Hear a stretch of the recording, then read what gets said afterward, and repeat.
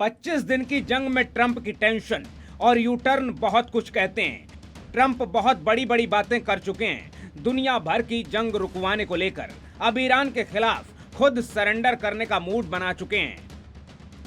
दरअसल ट्रंप ने ईरान के ऊर्जा बुनियादी ढांचे पर अमेरिकी हमलों को 5 दिन के लिए रोकने की घोषणा की है। तो क्या ट्रंप के इस फैसले को महायुद्ध में शांति की पहल कहा जाए या फिर ट्रंप महायुद्ध में कुछ बहुत बड़ा सोच रहे हैं? ट्रंप के मुताबिक बातचीत का मकसद मिडिल ईस्ट में जारी तनाव को कम करना और आपसी दुश्मनी को खत्म करना है, लेकिन असली बात कुछ और है। ट्रंप का ये बयान ऐसे वक्त में आया है जब अमेरिका को इस जंग में भारी नुकसान उठाना पड़ रहा है।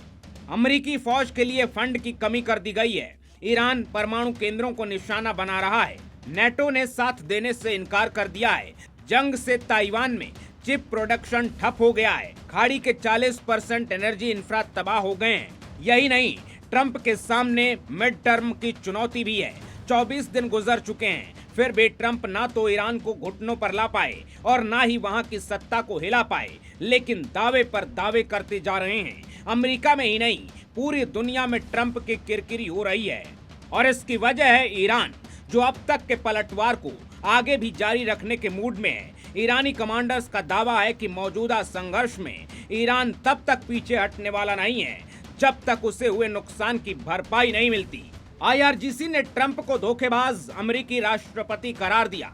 ट्रंप के बयान को ईरान ने फेक बताते हुए कहा कि ट्रंप तेल बाजारों में हेरफेर करने की कोशिश कर रहे हैं। मतलब अमेरिका की तरफ से भले ही हमले रुक जाएं, लेकिन ईरान मानने को तैयार नहीं है, क्योंकि ईरान पहले ही कह चुका है कि दुश्मन को ऐसा सबक सिखाएंगे कि दोबारा ईरान से युद्ध करने के लिए 1000 बार सोचना पड़ेगा। ट्रंप भी इस बात से वाकिफ हैं। तो क्या ट्रंप की तरफ से बड़े हमले की प्लानिंग कोई तरकीब है? ट्रंप रणनीति की दुनिया में पहले पीछे हटने और वापस से अटैक करने की फितरत वाले नेता के तौर पर जाने जाते हैं। तो अभी इस युद्ध में लगे विराम को लेकर कुछ भी कहना जल्दबाजी होगी।